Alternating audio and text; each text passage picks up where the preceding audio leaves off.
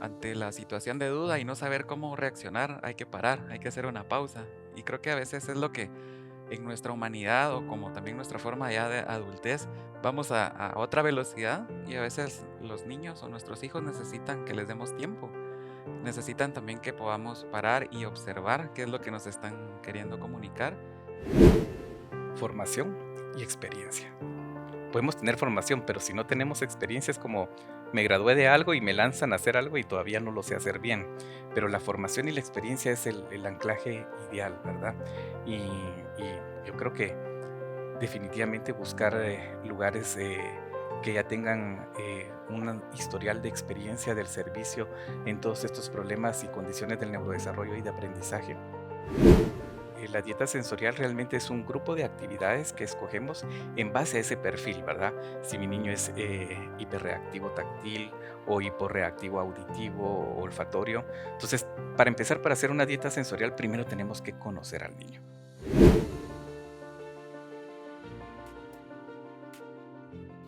Hola, hola, buenos días, buenas tardes, buenas noches. Bienvenidos nuevamente a un episodio más de Te acompaño desde la experiencia. Desde el equipo de la Clínica Seclidi le estamos dando una cordial bienvenida. Gracias por estar nuevamente con nosotros. Y tenemos invitados de lujo hoy, gente bonita, gente a la que quiero muchísimo, amigos míos.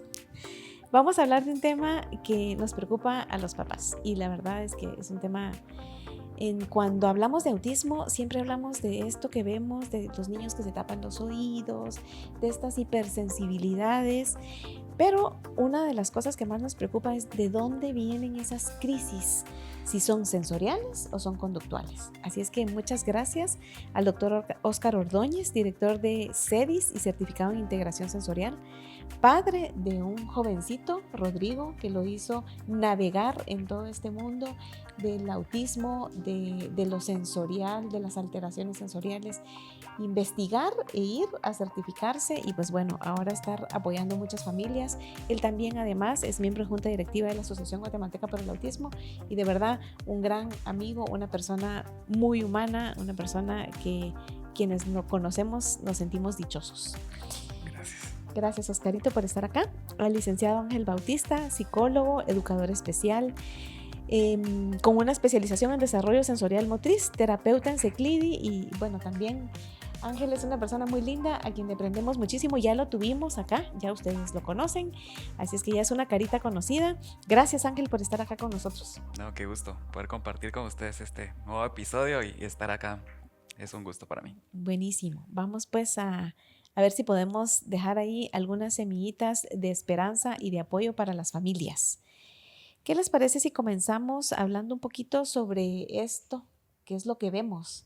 Y son esos berrinches que no sabemos si llamarles crisis, otros les dicen berrinches, pero que nos preocupan tanto a los papás y que además nos hace tanto daño porque provoca todas esas miradas que se vuelven insoportables y que muchas veces hace que nos aislemos, que nos quedemos en casa. Mejor dejamos de ir a las piñatas, mejor dejamos de ir al supermercado, mejor vemos ahí cómo adaptamos nuestra vida para evitarnos esos momentos tan incómodos. ¿Por qué son tan frecuentes? ¿Qué me dicen ustedes? ¿Qué tienen algo para decirme?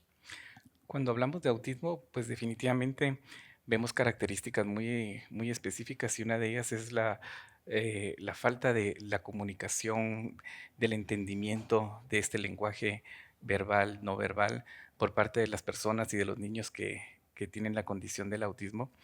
Y por lo tanto, al no podernos expresar y no podernos comunicar, hacer sentir lo que deseamos o lo que sentimos, puede detonar en realidad una conducta disruptiva. Más que un berrinche, a mí me gusta la palabra esta de conducta disruptiva, aunque suena un poquito muy científica como tal, pero es que el berrinche ya tiene una detonación de algo malo. Y cuando hablamos de una conducta disruptiva, pues tenemos que entender lo que también es una forma de comunicar. El niño o la persona está comunicando y quiere hacernos que sentir o que entendamos algo que él quiere expresar, ¿verdad? El reto ahí es qué me quiere decir este niño. Sí. Eso es lo complicado, tratar de entenderlo. Los padres se vuelven en realidad los traductores de esas emociones y sentimientos en la gran mayoría de casos. Y aparte de eso, pues sabemos también que muchos de los chicos con autismo tienen una condición sensorial peculiar que los hace únicos y diferentes a cada uno. Y el no entender lo que está sucediendo o cómo todos nuestros sentidos están informando al cerebro de lo que está pasando en nuestro alrededor o en nuestro propio cuerpo, también nos hace reaccionar de formas inesperadas. Exacto. ¿Y cómo sabemos entonces si esto que está pasando viene desde esa interpretación de los sentidos, desde esto que no sé cómo integrar, no sé cómo, o sea, que mi cerebro no organiza como debe de ser? ¿Cómo sabemos cuando es esto lo que le está pasando a nuestros hijos? ¿O es algo que tiene que ver con la crianza, que tiene que ver con precisamente, y creo que estos patrones de crianza, que es una de las cosas que hablamos mucho cuando hablamos de las familias con autismo, también se van instalando porque no sabemos interpretar lo que le está sucediendo a nuestro hijo y él tampoco tiene la posibilidad de comunicarnos qué es lo que le está sucediendo. Entonces se vuelve como un círculo, ¿verdad? O sea, se vuelve algo difícil de resolver. No solo él no puede, o él o ella, estos niñitos no pueden resolver lo que está sucediendo en su cuerpo, sino que nosotros tampoco podemos resolver cómo ayudarlos. Es Que una Totalmente. relación caótica.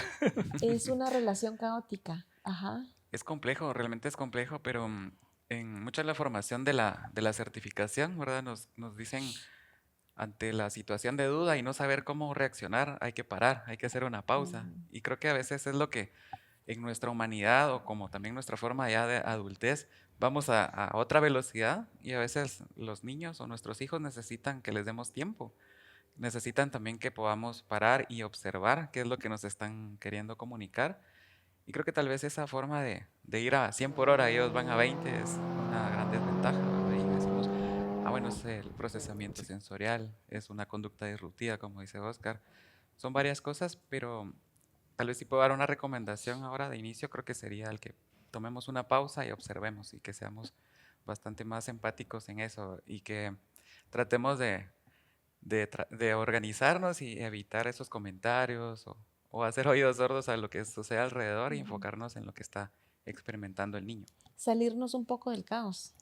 Y algo también bien importante es validar, porque sabemos que la conducta disruptiva, el berrincho, como lo querramos llamar, al final trae un fin de comunicación y entonces tenemos que intentar validar la situación del chico, porque eso le estamos dando a entender a él, primero que nos importa lo que está sucediendo y luego manejar en base a esa validación las diferentes opciones para salirnos de ese círculo vicioso que se da en un momento de crisis.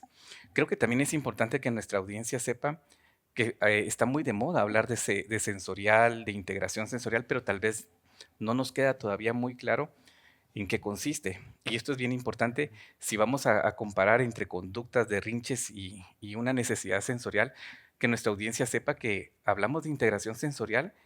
Principalmente tenemos que entender que es la base del desarrollo del ser humano, es la forma en la cual nuestro cerebro se va alimentando de experiencias y de sensaciones a través de estímulos que vienen de los diferentes sentidos y el cerebro tiene que tener la capacidad de poder darle un significado a ese estímulo sensorial, organizarlo, clasificarlo y muy importante, darle un uso, un sentido Ujú. a ese estímulo sensorial. Entonces, cuando hablamos de problemas de integración sensorial, entonces tiene que venirnos rápido a nuestra mente que cada cerebro, cada ser humano puede interpretar las cosas de forma distinta, clasificarlas de forma diferente y ahí es donde van a venir las diversas conductas o formas de socializar Ujú. que nuestros chicos pueden llegar a tener. Y allí es donde hacemos este match o esta relación con el autismo, ¿verdad? Vemos que muchas de las características físicas o clínicas que vemos en chicos con autismo están muy ligadas a problemas o disfunciones de integración Ujú. sensorial. De hecho, a veces es lo primero que vemos antes de otras condiciones medulares o bases del autismo. Pero usualmente asociamos o siempre pensamos autismo, desintegración sensorial o alteraciones sensoriales y a veces damos malos diagnósticos, ¿verdad? A veces Ujú. confundimos realmente una cosa con la otra porque si bien es cierto que la gran mayoría de chicos con autismo tienen alteraciones sensoriales, No quiere decir que todos, aunque sí la gran mayoría, y probablemente en diferentes niveles, si es que queremos llamarlo así. Correcto. Pero tampoco es cierto que todas las personas o todos los niños que estamos evidenciando con una desintegración sensorial tienen autismo. Y esto es difícil de entender, precisamente con esto que tú decías, ¿verdad, Oscarito? Ahora todos estamos hablando de estas alteraciones sensoriales y rápido pensamos es autismo. Y sobre todo creo yo que está sucediendo mucho en los contextos escolares, que Ujú. como se observan a niños con alteraciones sensoriales, inmediatamente les dicen, ay, yo creo que su hijo tal vez tiene autismo, este niño tiene autismo, y ya los categorizan y quedan muy marcados y pues esto impacta obviamente en toda la dinámica, no solo de lo que sucede dentro de la escuela, cómo se relaciona el resto Claro. de la institución educativa con este niño, sino que también lo que sucede en casa. ¿Cómo manejamos esto? ¿Qué piensan ustedes? Esa primera etiqueta marca mucho, Ujú. porque esa primera etiqueta, si no es certera, puede desorientar completamente a la familia y convertirse en algo que lo vas arrastrando toda la vida. Por ejemplo, en mi caso muy personal, hablabas de mi hijo con un problema completamente de integración sensorial que lo hacía parecer un chico con autismo y hemos cargado todo ese bagaje que le damos gracias a Dios porque nos ha permitido emprender nuevas rutas de apoyo y de ayuda, pero así como me sucedió a mí, le sucede a muchas personas, ¿verdad? Entonces hay que ser bien cuidadosos cuando queremos lanzar una opinión o una sugerencia para evitar este tipo de etiquetas que pueden ser muy pesadas para las familias. Sí, Correcto. desde mi punto de vista creo que también tenemos que considerar una evaluación que sea bastante estructurada y por un profesional que tenga la experiencia y la formación para no quedarnos, por ejemplo, con que no le gusta mancharse o que no le gusta cierto tipo de comida o que está durmiendo poco, ¿verdad? Son aspectos que si bien es cierto están dentro del desorden del procesamiento sensorial, pero también pueden ser hechos aislados y no precisamente dentro del espectro del autismo. Y algunas veces esas conductas que se ven no adaptadas, ¿verdad? Adaptativas a lo que el grupo está haciendo, pues pueden tener varias causas y esa es la importancia de hacer una evaluación que sí dé como esas características, esos apoyos y más esa guía y esa ruta que seguir para Mm. poder apoyar a un niño, ¿verdad? Eso es Y relevante. digamos que como estamos pensando que vamos a llegar a muchos lugares con este podcast y mucha gente va a estar interesada en este tema, que es súper importante porque es una cosa que mucho nos aqueja a quienes estamos viviendo esta, bueno, quienes tenemos hijos con autismo, obviamente, pero, o con alteraciones sensoriales, pero quienes están comenzando a ver en sus niños estas características y dicen, pero ¿quién me lo evalúa? ¿Quién evalúa? Porque ya Ángel decía, pues tiene que ser una persona, un profesional que esté entrenado, un profesional que sepa lo que está haciendo y que tenga además las herramientas necesarias. ¿Qué le decimos a las familias? ¿A dónde los mandamos? Ángel dijo dos palabras claves: formación y experiencia. Podemos tener formación, pero si no tenemos experiencia es como me gradué de algo y me lanzan a hacer algo y todavía no lo sé hacer bien. Mm, Pero la formación y la experiencia es el anclaje ideal, ujú, ¿verdad? Y yo creo que definitivamente buscar lugares que ya tengan un historial de experiencia del servicio en todos estos problemas y condiciones del neurodesarrollo y de aprendizaje. eh, no es malo pedirse credenciales, ¿verdad? Eso es bien importante. Escuchar también opiniones de otros padres que han tenido experiencias en el centro a donde pensamos acudir. Creo que son aspectos bien importantes. ujú. Sí, desde luego hay también instrumentos y pruebas que ayudan, ¿verdad? No solo a la parte como teórica o estructurada y de investigación, ¿verdad? El A22 es una de las herramientas que se está utilizando con mucha confiabilidad y como dice Oscar, estas credenciales de la formación, el poder tener referencias, el tener estos espacios también, ¿verdad? De la información, creo que es una ruta o una guía que le puede dar a los papás a donde dirigirse. Creo que también están las instituciones como Agua, ¿verdad? Que está haciendo un trabajo, ¿verdad? Excelente y ya tienen la experiencia, el conocimiento. CEDIS también, que ya tiene ese recorrido y esa experiencia. Nosotros que estamos en esta constante formación y compromiso por dar un servicio de calidad y como los niños guatemaltecos se puedan merecer y sus familias. Entonces creo que somos algunas alternativas que puedo mencionar y seguramente vamos creciendo como guatemaltecos, ¿verdad? También tenemos ahí algunas alternativas. SOS Therapy también, ¿verdad? Es uno de los lugares que consideramos que son bien formados los profesionales, tienen ese compromiso de hacer un trabajo honesto. Excelente, muchas gracias. Y cuando hablamos de alteraciones sensoriales, y ustedes son los expertos, cuéntenme, hablamos de perfiles. ¿Qué significa eso de perfil sensorial? Ok. Mucha gente cuando habla de integración sensorial se refiere a perfiles sensoriales y yo creo que hablar de integración sensorial va un poco más allá de los perfiles sensoriales, ¿verdad? Entonces, no nos podemos conformar solo con conocer un perfil sensorial. De hecho, el perfil sensorial es una herramienta de evaluación. Existen dos muy importantes, ¿verdad? La de Winnie-Doo, está el SPM que usamos bastante nosotros en CEDIS. Y lo que nos permite estos perfiles sensoriales es identificar parte de los diagnósticos que podemos tener dentro de la integración sensorial, como son los problemas de modulación sensorial. Pero a la voz popular la gente conoce o se refiere a perfiles sensoriales justamente a la parte de modulación. Y eso se refiere a los tipos de respuesta que los chicos dan ante la interpretación que dan a las sensaciones. Estas pueden ser de tipo hiperreactivas o hiporreactivas, o mixtas y fluctuantes. Entonces, mucha gente hace relación a los perfiles sensoriales a esto, pero cuando queremos tener una evaluación o saber de integración sensorial, tenemos que ir un poquito más allá, porque hablamos también de disfunciones de ciertos sistemas como el vestibular y propioceptivo, y hablamos también de la dispraxia, que podemos pensar que es un resultado final de todos estos procesos que no se han llevado a cabo de maduración y de interpretación a nivel sensorial. Excelente. Y una vez obtenido este perfil y una vez habiendo hecho las evaluaciones adecuadas, ¿cuál es la ruta? Hemos hablado siempre de lo que es la dieta sensorial, Claro. ¿verdad? A ver, cuéntenme un poquito de la dieta sensorial y esas rutas de solución que podemos darles a estos chicos y a sus familias. Sí, principalmente ese es el punto, como darle el alimento a los nenes, ¿verdad? Su vitamina también, si lo queremos ver. Muchas de las cosas que se busca es como tener una alternativa, una ruta alterna para que ellos puedan procesar la información y que puedan tener esas alternativas. En algunos casos, si fuera la comida y algún tipo de alimento nos está haciendo daño, pues lo vamos a cambiar porque nos va a hacer sentir bien. Lo mismo sucede acá, pero también podemos hablar de estrategias y rutas a acomodar para cada persona.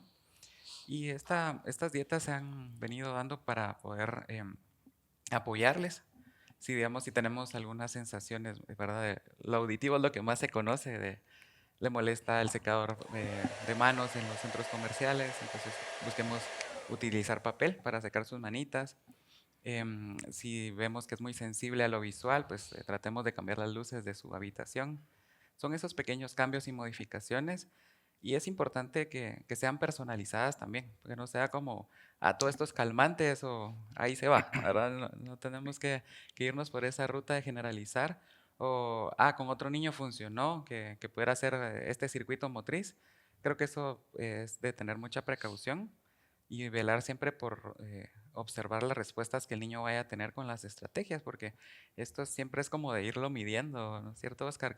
Sí. Que tenemos que tener ese estímulo, respuesta, observación y ajustar lo que sea necesario. Tal vez es Ajá, importante aclarar a la gente que la dieta sensorial no tiene que ver con alimentos, ¿verdad? ujú. La dieta sensorial realmente es un grupo de actividades que escogemos en base a ese perfil, ¿verdad? Si mi niño es hiperreactivo táctil o hiporreactivo auditivo o olfatorio. Entonces, para empezar, para hacer una dieta sensorial, primero tenemos que conocer al niño. No es lo primero que vamos a hacer después de haber terminado un proceso de evaluación.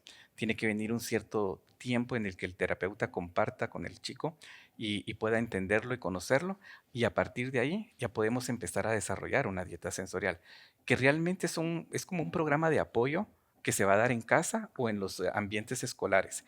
Tampoco se les da de receta a todos los chicos. No todos los chicos que tienen problemas de modulación sensorial necesitan tener una dieta sensorial. Van a necesitar una dieta sensorial los chicos que pierdan muy fácil su estado de regulación conductual y emocional. Entonces, cuando están en ciertos ambientes donde ellos se sienten invadidos o alterados, y ya notamos que es muy frecuente que a las 11 de la mañana en el colegio, después del recreo, después de que comimos, después de que hay mucho murmullo, empiezan a desregularse y empezamos a ver que hay conductas disruptivas, ahí nos empieza a hacer el clic que este chico probablemente necesita una dieta sensorial enfocada al ámbito escolar, que la vamos a dar tipo 10:30 de la mañana antes de que pierda el control. Entonces, son un grupo de 3, 4 actividades que hacemos en base a su perfil sensorial que lo van a llevar a la autorregulación. Ese es el objetivo principal de una dieta sensorial, que el niño aprenda qué actividades lo van a llevar a sentirse autorregulado, y lo mismo se hacen en casa. Entonces es un trabajo constante, como bien dijo Ángel, no es una receta. No nos va a funcionar lo mismo con todos.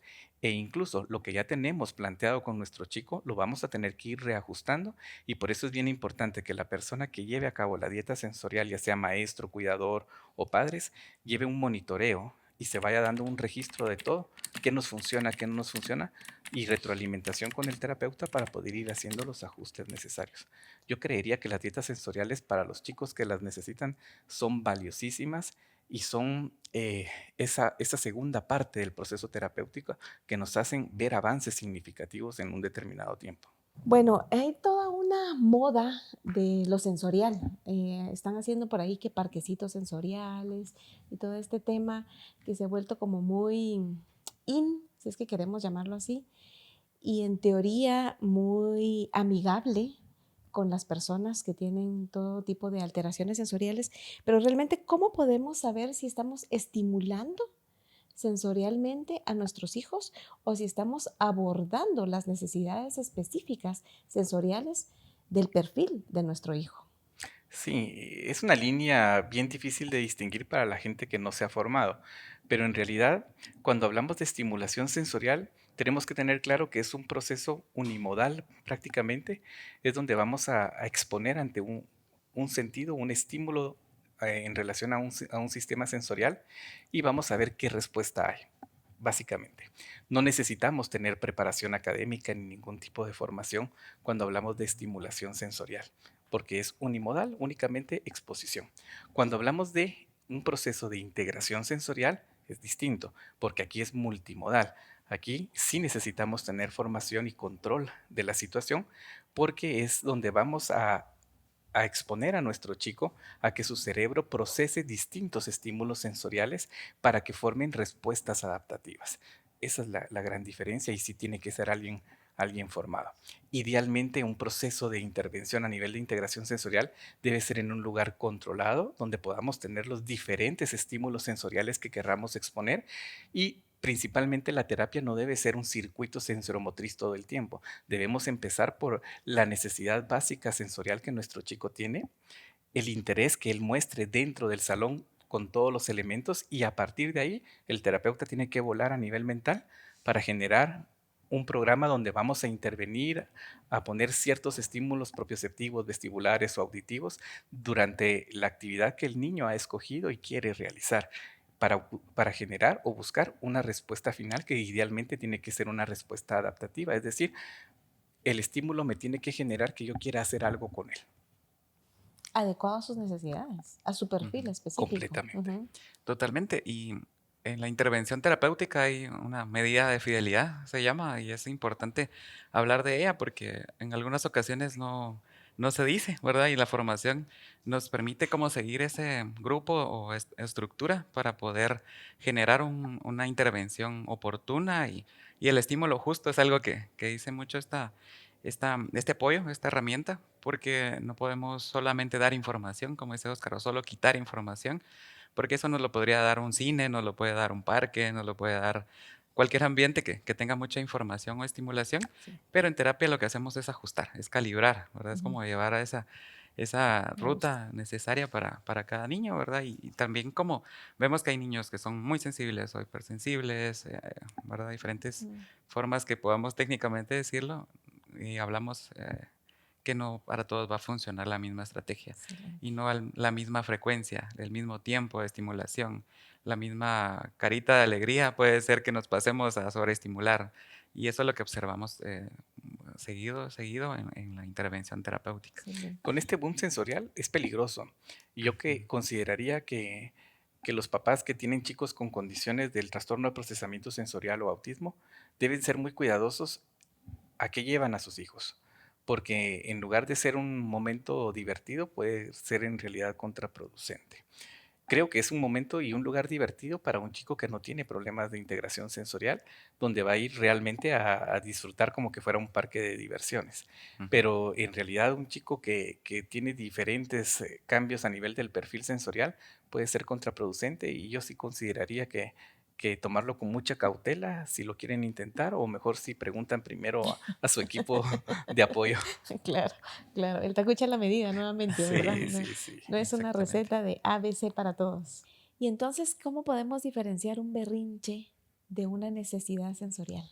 Esa es la pregunta del millón y la respuesta muy difícil de dar también.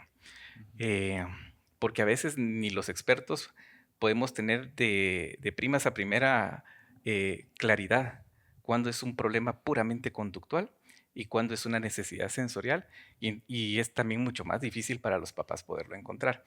Pero yo creería que con que tengamos claro que una conducta disruptiva de origen sensorial casi siempre va relacionada con una necesidad sensorial que nuestro niño tiene.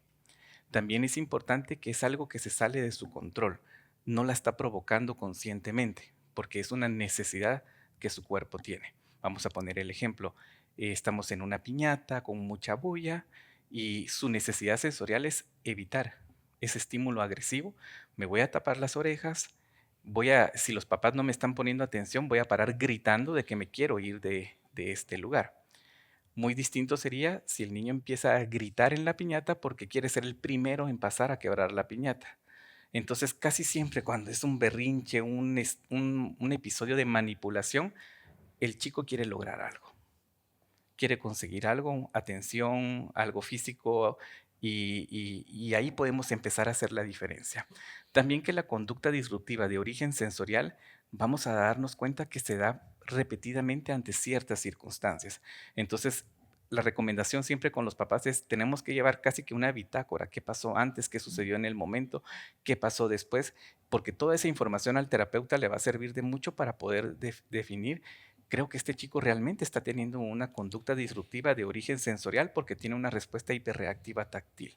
Mi niño cuando lo tocan por la espalda, golpea, se aleja, grita, llora, no deja que lo abracen y es una conducta incómoda en realidad para los papás y para el propio niño porque él se siente atacado. Pero no es que él esté rechazando, que quiera pegarle al compañerito que está atrás en la fila porque quiera ser el primero. Entonces vamos como entendiendo realmente que es una necesidad que se sale muchas veces del control del niño. El niño ni sabe por qué su respuesta fue de esa manera.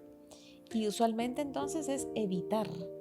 Cuando el niño evita, podemos pensar más que tiene que ver con un aspecto sensorial que con un aspecto puramente conductual. Dependiendo del perfil, porque ahí hablamos de un perfil Mm. evitador, pero está el perfil buscador, que regularmente son los que no perciben adecuadamente los estímulos sensoriales y se vuelven un buscador de sensaciones. Por ejemplo, aquel chico que pareciera hiperactivo, perdón. Entonces, que empieza a mover, empujar, llega a una casa y empieza a tocar todo lo que hay a su alrededor, se sube al sillón, se sube a la mesa, empuja, mueve, y uno dice, wow, ¿qué está pasando acá, verdad? Está llamando la atención, que quiere que le dé algo y probablemente estamos teniendo falta de conciencia corporal y entonces necesito buscar esa conciencia moviéndome, tocando mi cuerpo y haciendo muchas cosas con él, ¿verdad?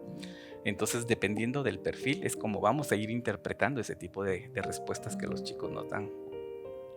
Sí, ese es un buen punto, porque a veces vemos que solo es como, fue una respuesta alta o una respuesta muy sensible, y lo que vemos, el nivel de actividad, le llamamos técnicamente a este aspecto de que es el nene que nunca se está quieto, dice la maestra, yo le doy instrucciones y sale a girar al patio, o sale corriendo y se va a la tienda, que son, ¿verdad?, como aspectos importantes.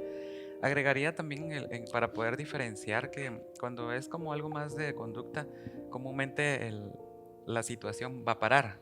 por ejemplo, el clásico del niño tirado en el súper, ¿verdad? Tirado porque quería el Kinder, ¿verdad? El huevo Kinder, y está ahí, y no hay manera que se pueda levantar. Aquí está el huevito, ya te lo compro, y ya se levantó. Entonces no hay una crisis ahí sensorial, más que si fuera porque están voceando, que ahorita que estamos empezando ya con estas fiestas de fin de año, por decirlo, aprovecha la oferta de tal cosa, o ya tiene la tarjeta y todos nos abordan como para poder hacer compras. Entonces el niño es como, ya no necesito que nos hablen más, o Ujú. esa demanda social está haciendo mucha, entonces ¿por qué ese señor le habla a mi mamá, a mi papá?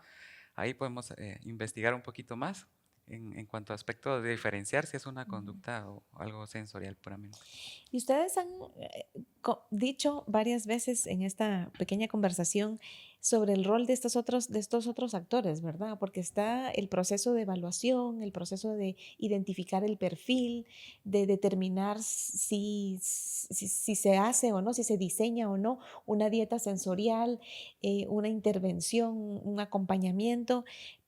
Pero todo esto es un equipo, es decir, no solo es un proceso de evaluación e identifico el perfil sensorial de mi hijo y ya comienzo a integrar todas estas palabras nuevas como si es hiperreactivo, si es hiposensible y estas nuevas palabras que también todo es novedoso para los papás, sino que cómo comienzo a trabajar y cómo comienzo a identificar y cómo comienzo a poner a la acción todo esto. Es un trabajo en donde participa la clínica y me lo llevo a la casa y de la casa me lo llevo al colegio. A ver, cuéntenme un poquito de eso. Yo creo que todo proceso de intervención debe ser multidisciplinario porque somos muchos entes los que vamos a trabajar en él. Y cuando hablamos de un proceso de neurodesarrollo, estamos hablando del desarrollo de fases madurativas a todo nivel, corporal, cognitivo, etcétera. Y todo eso va a impactar en todos los ámbitos sociales de nuestro chico, ¿verdad? Entonces, todo lo que vayamos a emprender tiene que ir diseñado para que pueda ser replicado o utilizado en todos los ámbitos, escolares, familiares, religiosos, sociales, con amigos cercanos, con fiestas o reuniones más grandes, etcétera. Entonces, en realidad, todo debería de ir buscando esa función, ¿verdad? Que sea aplicable en todos los ámbitos donde el niño se llegue a desarrollar. Creo que es un punto importante también considerar la pregunta de qué pasa después de un diagnóstico o qué pasa después de una valoración. Y creo que lo importante es en medida del proceso también que cada papá pueda llevar, porque algunas veces no es, ¿verdad? Ustedes lo saben, como decir, mi hijo tiene un desorden del procesamiento Sí. sensorial, un diagnóstico del desarrollo, y decirlo, ¿verdad? Como una noticia abierta, pero sí poder comunicárselo también a los tíos, a los primos, a la familia que va a compartir comúnmente esas reuniones, porque de pronto viene el abuelito y que quiere abrazarlo, que quiere darle un besito, y es un nene defensivo táctil, va a Ujú. reaccionar con evitarlo. O algunos nenes que son muy directos también van a hacer comentarios en algún momento y la Sin familia lo filtro. puede interpretar. Ajá. Entonces son aspectos ahí a considerar bien importantes, y creo que el poder llevarlo a todos los ámbitos va a ser una gran diferencia, porque va a provocar la comprensión también y el poder estar involucrados y buscar las maneras de hacer comunidad, porque eso también es bien relevante para lograr una pues, convivencia más oportuna. Yo creería también que en el momento que hacemos diagnóstico y que vamos a proponer un plan de acción, un plan de trabajo con nuestros chicos, ser muy sinceros y conscientes con los padres de familia, porque de repente ellos llegan con expectativas un poquito sobredimensionadas, creyendo que después del diagnóstico la solución está a la vuelta de la esquina y tenemos que ser muy claros.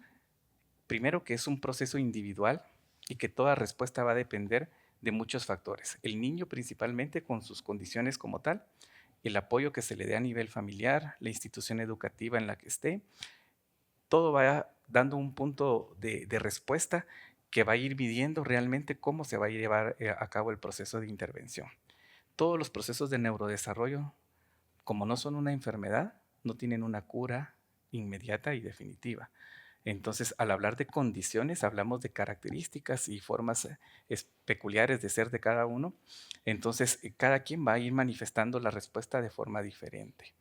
Claro, como centros especializados sabemos que si los papás son constantes, van a sus citas, a sus terapias, replican, se retroalimentan, investigan más, tenemos también el apoyo de otros terapeutas en las distintas áreas de intervención, claro que sabemos que la respuesta probablemente se va a dar mucho más rápida, pero creo que debemos de ser bien, bien conscientes en decirles, el camino trazado es este, vamos a necesitar ayuda del equipo multidisciplinario de tales personas, pero que todo va dándose dependiendo de la respuesta y el apoyo en general que se dé en casa, y que cada cierto tiempo vamos midiendo nuevamente objetivos alcanzados y replanteándonos nuevas metas, ¿verdad? Que los papis no crean que con una terapia de 45 minutos el problema se va a solucionar o la condición se va a solucionar, que es un trabajo en equipo y que cada cierto tiempo van a haber nuevos retos que vamos a tener que afrontar porque nuestro chico crece, nuestro chico Eso es madura importante. y cognitivamente cambia. Es decir, el Es- perfil no solo va cambiando Claro. por el proceso de intervención y acompañamiento, sino que también por las necesidades propias de los cambios que están sucediendo durante el crecimiento de esta persona. De hecho, perdón, no podemos, por ejemplo, y dijiste algo del perfil cambia. Tenemos a un chico con diagnóstico de hiperreactividad táctil, entonces vamos a creer que siempre, toda la vida, sus respuestas van a ser evitativas o hiperreactivas a nivel táctil, y no están del todo cierto, porque la respuesta también está modulada en gran parte por el estado de arousal o de excitación que tiene el propio niño como tal.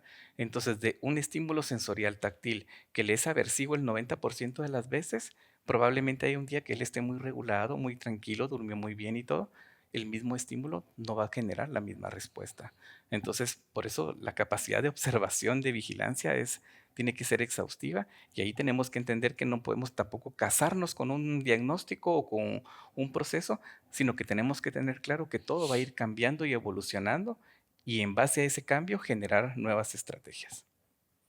Y de ahí la importancia también de mantener la comunicación con los terapeutas, porque hay momentos en los que los papás nos han dicho, hijo, dame agua, y es una emoción, y a veces en clínica no lo vemos tanto, sino sucedió cuando estaba almorzando o cuando estaba desayunando, o de pronto, ya en el colegio está pintando con pintura de dedos. Entonces, son aspectos que nosotros como terapeutas también como valoramos mucho que los papás nos den como más el detalle de pasó esto, por eso la bitácora es relevante.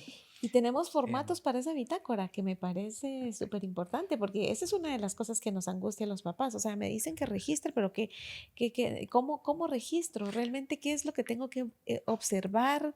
¿Cómo voy poniendo esto en fines muy prácticos a algo que me va a servir para después estar intercambiando con el profesional? La bitácora puede ser tan sencilla como que yo lo anoto en una mi libretita, como que también puedo tener un machote estructurado donde pongo mi actividad, pongo la respuesta que se dio, si fue favorable, si generó una respuesta disruptiva o no, y lo vamos registrando. Depende mucho de la creatividad y del tiempo, tanto del centro de terapéutico o de la persona que está dando la terapia o de los familiares. Sí, yo aconsejaría que pudieran tomar en cuenta qué es lo que está pasando, puramente sin poner como, yo creo que fue por esto, ¿verdad? Sino solamente lo que hizo. Por ejemplo, está girando, está tirando el plato de comida, Ujú. está yendo a sacar el papel o está cerrando y abriendo puertas. Sin ponerle tanto análisis, dice usted. Exactamente, para después poder analizar un poquito más despacio qué es Ajá. lo que está pasando, porque a veces, ¿será que abrió la puerta o que quiere salir o qué? Entonces empezamos a crear muchas ideas rápidas y tal vez la conducta solamente es porque escuchó que alguien estaba afuera y fue a ver. Ujú. Entonces, para no malinterpretar lo que está sucediendo y también en qué momentos o con qué frecuencia está pasando. Creo que eso también es relevante. Por ejemplo, si se está durmiendo a las 11 de la noche todos los días o solo se está durmiendo cuando está emocionado porque el día siguiente le toca ir a equitación o a un paseo. Creo que eso también son factores relevantes en una bitácora. Ujú. Hablamos mucho de la retroalimentación y la bitácora, y las personas, nuestro público debe pensar, pero también puntualmente, ¿para qué me sirve? Realmente nos va a servir para generar estrategias de intervención, ¿verdad? Cuando hablábamos, ¿qué hago? Bueno, yo ahora ya identifiqué que hay una conducta, pero ¿qué hago con ella? Y gran parte, cuando es una conducta por algún problema sensorial, la anticipación es clave. Entonces, el tener esa bitácora y conocer qué desencadena una respuesta disruptiva nos permite anticiparnos. Yo esto lo hablo mucho a nivel escolar, con los maestros, ¿verdad? Entonces, es que el niño pegó, es que el niño perdió la atención, se salió corriendo del salón. Anticipémonos, ¿qué está sucediendo, verdad? Si yo sé que es un niño hiperreactivo táctil y que no puede estar haciendo fila porque los demás niños lo van a tocar por la espalda, entonces yo me anticipo y no lo pongo a hacer la fila, lo incorporo posteriormente. Si hay un sonido muy peculiar del timbre que me está molestando, en base a este niño es bien válido realmente cambiar ese timbre para buscar un sonido que sea mejor interpretado por nuestro chico. Entonces, la anticipación puede evitar hasta un 80 o 90% de las conductas disruptivas. Entonces, esa es una base muy importante. Cuando es algo conductual, yo me voy primero por la validación, porque igual el niño está comunicando algo. Entonces, si es un problema conductual, validémoslo, pero hagámosle entender que las opciones son estas y que no vamos a tolerar esta conducta disruptiva, ¿verdad? Sí, y es importante ahí considerar también cuáles son los aspectos en los que sí vamos a invertir más energía, porque van a haber conductas que uno dice, Lo puedo dejar que lo haga, que haga el berrinche, que se tire Sí. al piso, pero van a haber otras, principalmente en las que ellos se puedan lastimar a alguien o romper cosas. Creo que son las que hay que tratar de frenarlas y también ser muy respetuosos, porque no nos podemos poner como demasiado físicos o a luchar Claro. o queremos que se calme, pero le gritamos. O queremos que actúe de alguna forma y también nosotros no mantenemos como esa regulación emocional. Creo que son algunos de los aspectos también importantes a considerar en cuanto a conducta principalmente. Pues ese ejemplo, ¿verdad? Muchas veces es más válido que muchas más estrategias y pues creo que es una de las cosas importantes a considerar. Ujú. Excelente. Ahora, yo quisiera preguntarte, Oscar, contanos un poquito, y perdón que te traslade un poquito a tu rol de papá, pero contanos cómo fue que pasaste de ese primer diagnóstico que te dijeron, bueno, tu hijo probablemente está Del dentro del espectro del autista. espectro autista, a identificar acá lo que hay es un perfil sensorial específico y esto está impactando en toda su conducta, en cómo se relaciona con el mundo, en cómo responde a toda la información que está recibiendo, tanto en el aspecto educativo como en todos los aspectos de su vida. Bueno, para empezar, fue hace 15 años atrás y eso representa un marco cultural y de conocimiento muy distinto al que estamos viviendo ahora, ¿verdad?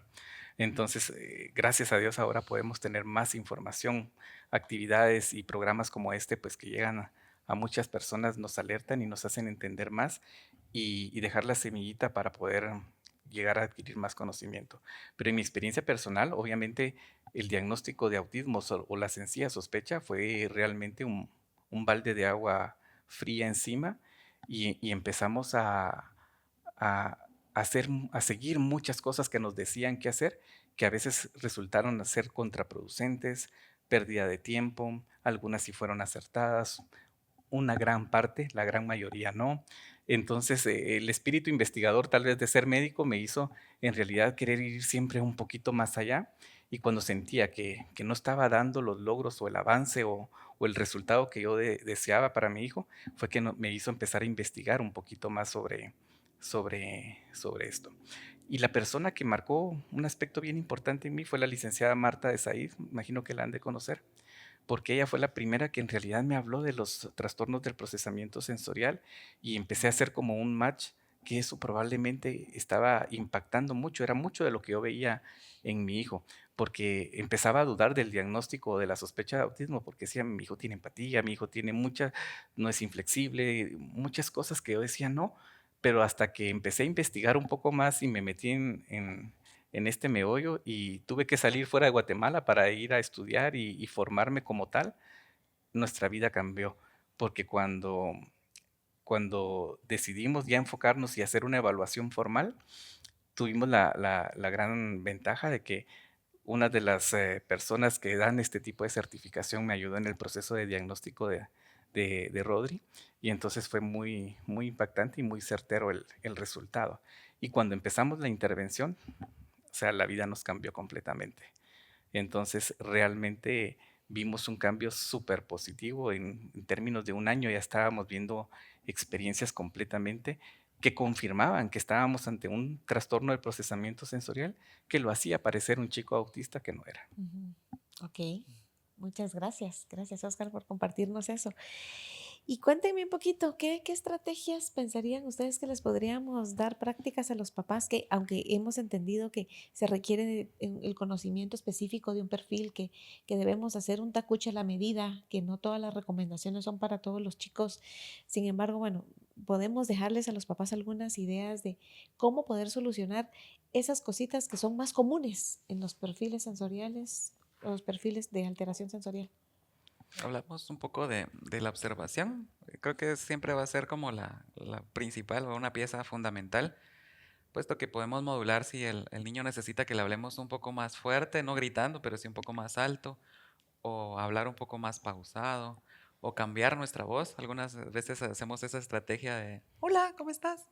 Como para poder cambiar un poquito la atención, y nuestro cerebro funciona mucho como a esta respuesta.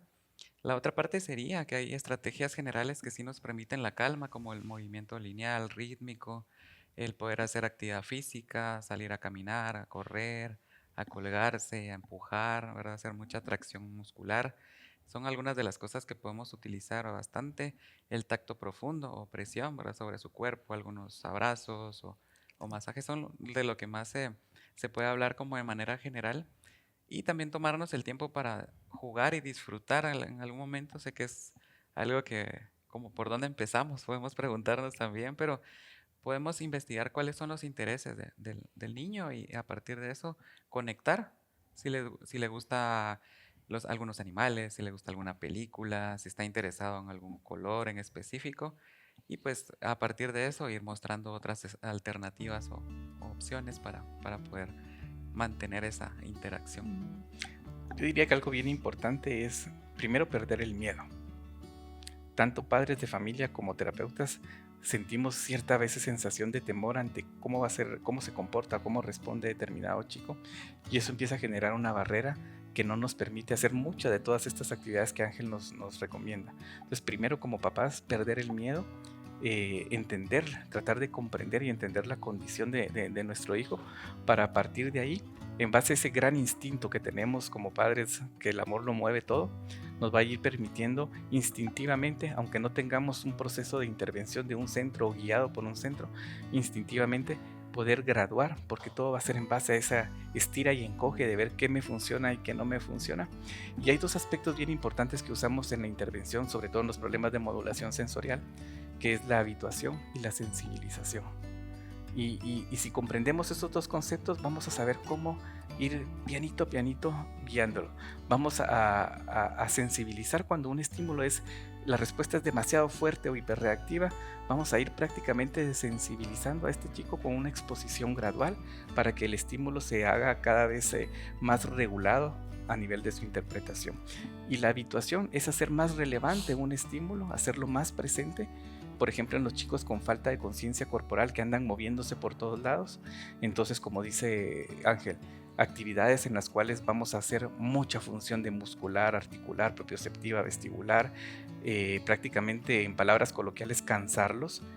Vamos a ir habituando al chico a que su cuerpo adquiera conciencia corporal. Los masajes de presión profunda, el uso a veces de cierta ropa que genera un poquito de presión. Entonces vamos como tanteando un poquito qué nos va funcionando, pero habituar, hacer relevante un estímulo y sensibilizar, irle bajando un poquito el nivel de respuesta ante el estímulo. Excelente, muchas gracias a ambos. Yo me quedo con observar, registrar sin prejuzgar, ¿verdad? Registrar así de una forma neutral para tener información, para recabar información, perder el miedo, anticipar, sí, que es el nombre del juego, creo yo, en muchas cosas, en el tema del autismo, y buscar ayuda profesional que sea precisamente, valga la redundancia, con profesionales con experiencia y conocimiento, sí, ¿verdad? Así es que de verdad, muchísimas gracias a ambos por esta rica conversación. Creo que nos dejamos aquí a nuestra audiencia con mucha y rica información y los esperamos en nuestro próximo episodio.